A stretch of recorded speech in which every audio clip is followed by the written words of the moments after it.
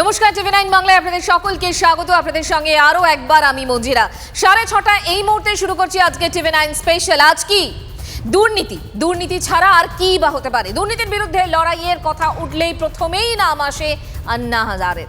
রামলীলা ময়দানে আন্নার অনশন মঞ্চ থেকেই উত্থান দিল্লির আজকের মুখ্যমন্ত্রী অরবিন্দ কেজরিওয়ালের। সময়ের এমনই পরিহাস, সেই কেজরিওয়ালকেই আজ দুর্নীতির অভিযোগে তদন্তের মুখে পড়তে হচ্ছে। আবগারি দুর্নীতি মামলায় আরও খোলাখুলি বললে মদ কেলেঙ্কারি মামলায় আজ কেজরিওয়ালকে তলব করেছিল এনফোর্সমেন্ট ডিরেক্টরেট। নোটিশ বেআইনি বলে অবশ্য হাজিরা এড়িয়ে যান দিল্লির মুখ্যমন্ত্রী, চলে যান মধ্যপ্রদেশের বিধানসভা ভোটের প্রচারে। কিন্তু কতবার হাজিরা এড়াবেন তিনি? আপ নেতৃত্বের অভিযোগ, ভোটের হাওয়া বুঝতে পেরে এই কেজরিওয়ালকে আটকানোর চেষ্টা হচ্ছে। কিন্তু প্রশ্ন উঠছে কেজরিওয়াল যদি ভবিষ্যতে সত্যি এজেন্সির জালে জড়ান তাহলে দলটার কি হবে? লক্ষ্মী বাড়ি কি হাতে হাত করা? জল্পনা উস্কে দিয়েছিলেন তাঁর সাঙ্গপাঙ্গরাই। জাতীয় রাজনীতির চোখ ছিল এনফোর্সমেন্ট ডিরেক্টরেটের হেডকোয়ার্টারের দিকে, কিন্তু সাময়িকভাবে জল্পনায় জল ঢেলে দিলেন আপ সুপ্রিমো।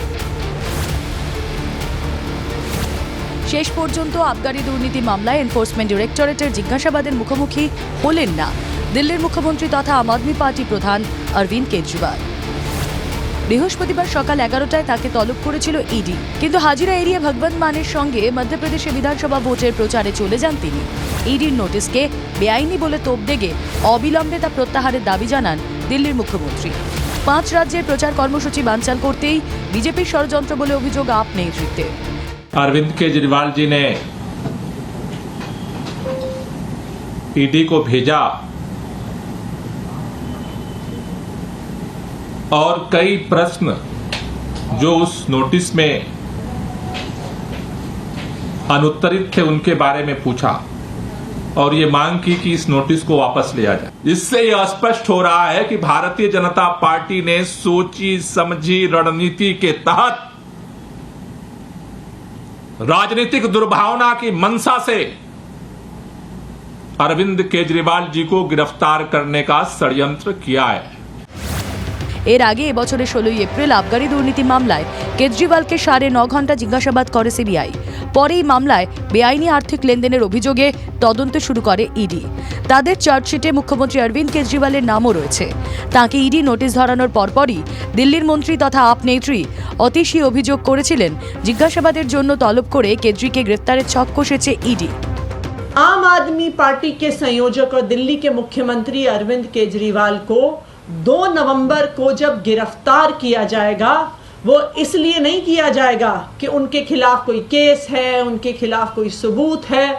उनको इसलिए गिरफ्तार किया जाएगा क्योंकि प्रधानमंत्री नरेंद्र मोदी जी को अरविंद केजरीवाल से डर लगता है। जो भारतीय जनता पार्टी के खिलाफ लड़ता है उस नेता का नाम है अरविंद केजरीवाल। দিল্লির মুখ্যমন্ত্রী তলব এড়িয়ে গেলেও আবগারি দুর্নীতি তদন্তে আরও গতি বাড়িয়েছে ইডি। তাদের স্ক্যানারে আম আদমি সরকারের আরও এক মন্ত্রী। এদিন 7 সকালেই আপের সমাজ কল্যাণ মন্ত্রী রাজকুমার আনন্দের বাড়িতে হানা দেয় এজেন্সি। শুধু মন্ত্রীর বাংলোতেই নয়, রাজকুমারের আরও 8 ডেরাতেও অভিযান চালান এনফোর্সমেন্ট ডিরেক্টরেটের অফিসাররা। সত্যেন্দ্র জৈন এবং মনীষ সিসোদিয়ার গ্রেফতারির পর সাময়িকভাবে রাজকুমারকেই স্বাস্থ্য এবং শিক্ষা দপ্তরের ভার দিয়েছিলেন কেজরিওয়াল। পরে অবশ্য সৌরভ भारद्वाज স্বাস্থ্য এবং অতীশীকে শিক্ষা দপ্তরের দায়িত্ব দেন। राजकुमार आनंद जी का दोष ये है कि वो आम आदमी पार्टी के विधायक हैं, पहली बार चुने गए विधायक हैं और आम आदमी पार्टी के मंत्री हैं। ईडी को किसी कोर्ट के वारंट की ज़रूरत नहीं है। ईडी के अफसर खुद तय करते हैं कि उनको आज किसके घर पे छापा मारना। और खास बात ये है, छापा सिर्फ অপোজিশন পার্টিকে यहीं मारा जाता है। সোমবারই আবগারি দুর্নীতি মামলায় ধৃত মনীষ সিসোদিয়ার জামিনের আবেদন খারিজ হয় সুপ্রিম কোর্টে। আর এই আবহে কেজরিওয়ালকে তলবের বিষয়টি বেশ তাৎপর্যপূর্ণ বলেই মনে করা হচ্ছে। দুর্নীতির কিংপেন বলে অভিযোগ করে এবার কেজরিওয়ালের গ্রেফতারির পালা বলে কটাক্ষ করছে গেরুয়া শিবির। आपको सवाल के कटघरे में जब खड़ा कर रही है तो आप भाग गए, आप प्रस्तुत नहीं होना चाहते। आपने अपने चिट्ठी में क्या लिखा है? चिट्ठी भी लेकर आया हूं। आपने अपने चिट्ठी में लिखा है मुझे किस हैसियत से बुलाया गया है। अरे अरविंद केजरीवाल जी, ये जितने गागर बंद है ना अभी जेल के अंदर, चाहे वो मनीष सिसोदिया जी हो, चाहे वो संजय सिंह जी हो, चाहे वो सत्येंद्र जैन जी हो, ये सारे गागरों के सागर आप हैं, तो करप्शन के सागर के हैसियत से बुलाया गया है। ইডির প্রথম জিজ্ঞাসাবাদ এড়িয়ে গেলেও ভোট সাঙ্গ না হওয়া পর্যন্ত আবগারি দুর্নীতির ভূত কেজরিওয়ালকে তাড়া করবে বলেই মনে করছেন রাজনৈতিক বিশ্লেষকরা। আগামী দিনে ইন্ডিয়া জোটের অন্যান্য সদস্যরা, অন্যান্য নেতারা তারা অরবিন্দ কেজরিওয়ালের পাশে এই আবগারি দুর্নীতি ইস্যুতে কতটা দাঁড়ান তা কিন্তু দেখার, এবং একই সঙ্গে অরবিন্দ কেজরিওয়ালের যদি কোনো বিপদ হয়, অর্থাৎ তিনি যদি গ্রেপ্তার হন সত্যি সত্যি, তাহলে আম আদমি পার্টির ভবিষ্যৎ কোথায় গিয়ে দাঁড়াবে সে প্রশ্ন অত্যন্ত প্রাসঙ্গিকভাবে সামনে আসছে। নয়াদিল্লি থেকে ক্যামেরায় শশীনাথের সঙ্গে জ্যোতির্ময় কর্মকার, TV9 বাংলা। শিক্ষক নিয়োগ দুর্নীতি কিংবা রেশনের সাদা আটা কিভাবে কালো টাকায় বদলে গেছে তার আঁচ আমরা পেয়েছি। দপ্তরের মধ্যে কিভাবে দুর্নীতি বাসা বেঁধেছিল ইডির তদন্তে তা এখন অনেকটাই পরিষ্কার। রাজধানীর দুর্নীতি আবার মদে। বেসরকারি দোকানগুলোকে খুল্লা মদ বিক্রির ছাড়পত্র দিতে আবগারি নীতিতে ব্যাপক বদল আনা হয়েছিল। অভিযোগ, ঘুষের বিনিময়ে কয়েকজন ব্যবসায়ীকে বিশেষ সুবিধা পাইয়ে দিয়েছিলেন কেজরিওয়াল সরকার। 338 কোটি টাকা দুর্নীতি হয়েছে এমনটাই দাবি করছে ইডি। চলুন একবার দেখে নেওয়া যাক কেলেঙ্কারির ইতিবৃত্তটা। মদ্যপানের বিরোধী নয়, মদ্যপানের পক্ষে দাঁড়িয়েই যারা নীতি নির্ধারণ করেছিলেন তাদের মাথায় পড়েছে বাজ। আবগারি দুর্নীতি মামলায় জড়িয়ে জাতীয় রাজনীতিতে ক্রমশ কোণঠাসা হয়ে পড়েছে আম আদমি পার্টি। মদের তেজে ওলট পালট ঝাড়ু।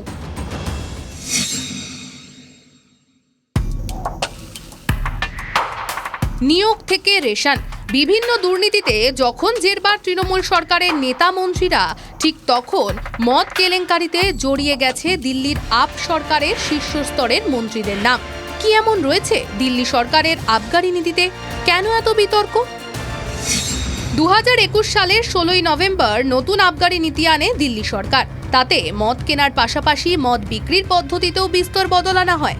সরকারি মদের দোকানগুলি বন্ধ করে বেসরকারি মদের দোকানগুলিকে মদ বিক্রির ঢালাও অনুমতি দেওয়া হয়েছিল। দিল্লির উপমুখ্যমন্ত্রী মনীষ সিসোদিয়া আবগারি দফতরের দায়িত্বে।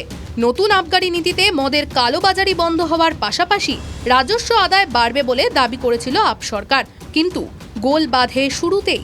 2022 সালের জুলাইয়ে উপরাজ্যপালের কাছে একটি রিপোর্ট পেশ করেন দিল্লির মুখ্য সচিব। রিপোর্টে বলা হয়, আবগারি মন্ত্রী হিসাবে সিসোদিয়া স্বেচ্ছাচারী এবং একতরফা সিদ্ধান্ত নিয়েছিলেন। এতে দিল্লি সরকারের আনুমানিক 580 কোটি টাকারও বেশি আর্থিক ক্ষতি হয়েছিল। ঘুষ নিয়ে বেশ কয়েকজন ব্যবসায়ীকে বিশেষ সুবিধা পাইয়ে দিয়েছিলেন মনীষ সিসোদিয়া। 2022 সালের গোড়ার দিকে পাঞ্জাব এবং গোয়ায় বিধানসভা নির্বাচনকে প্রভাবিত করার জন্য এই অর্থ ব্যবহার করা হয়েছিল। গোটা বিষয়টাই জানতেন মুখ্যমন্ত্রী কেজরিওয়াল নিজেও। দিল্লির তৎকালীন লেফটেন্যান্ট গভর্নরের সুপারিশে অভিযোগের তদন্ত শুরু করে সিবিআই। গত ফেব্রুয়ারিতে সিবিআই এর হাতে গ্রেফতার হন মনীষ সিসোদিয়া। পরে তাকে হেফাজতে নেয় ইডি। অক্টোবরে এই মামলাতেই টানা জিজ্ঞাসাবাদের পর ইডির হাতে গ্রেফতার হন আপ সাংসদ সঞ্জয় সিং। দুর্নীতি মামলায় অভিযুক্ত দিল্লির ব্যবসায়ী দীনেশ অরোরার দেওয়া টাকা সঞ্জয়ের অ্যাকাউন্টেই ঢুকেছে বলে ইডির অভিযোগ। এর মধ্যেই দিল্লির মুখ্যমন্ত্রী তথা আম আদমি পার্টির প্রধান অরবিন্দ কেজরিওয়ালের দরজার কড়া নাড়ে দুই তদন্তকারী সংস্থা। করা হয় জিজ্ঞাসাবাদও। তদন্ত চলাকালীন ইডি আদালতকে জানায়, আবগারি নীতি সংক্রান্ত মামলায় অভিযুক্তদের আয়ের পরিমাণ 292 কোটি টাকারও বেশি পাইকারি মদের ব্যবসা বেসরকারি সংস্থার হাতে তুলে দেওয়া হয়েছিল।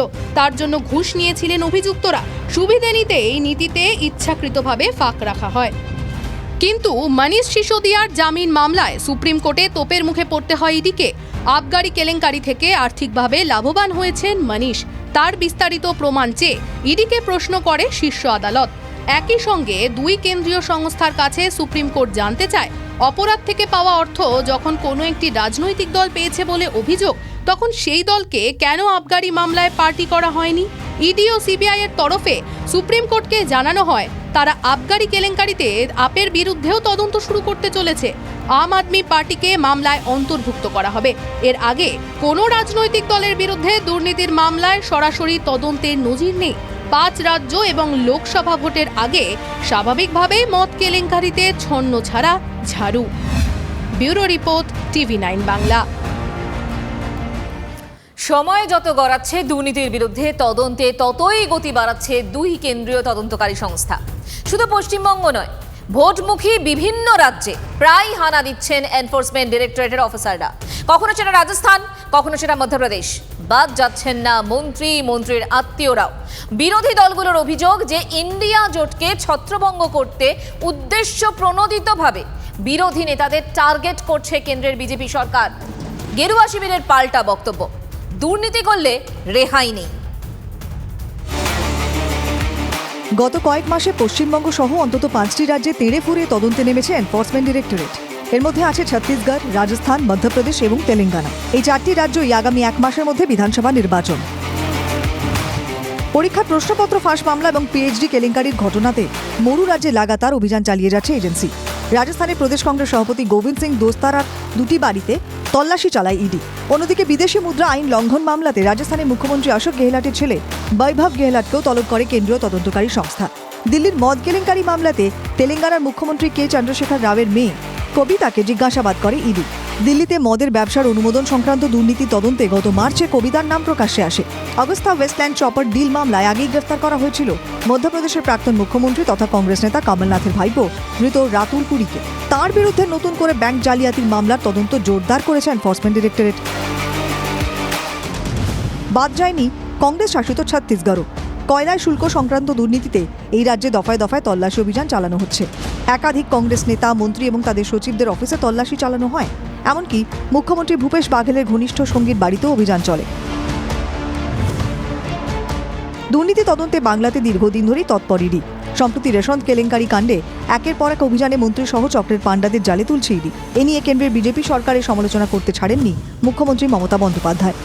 বিরোধী দল সবার মুখ স্তব্ধ করতে হবে, ইলেকশনের আগে সবাইকে গ্রেফতার করতে হবে, যাতে পুরো দেশটাই খালি হয়ে যায়, নিজের ভোট, সব ভোটগুলো নিজেরাই দিতে পারে। It's a conspiracy. আর তো 3 মাস, তারপরে তো ইলেকশন ডিক্লেয়ার হবে ফেব্রুয়ারি মাসে। সবাই এত দুর্বল।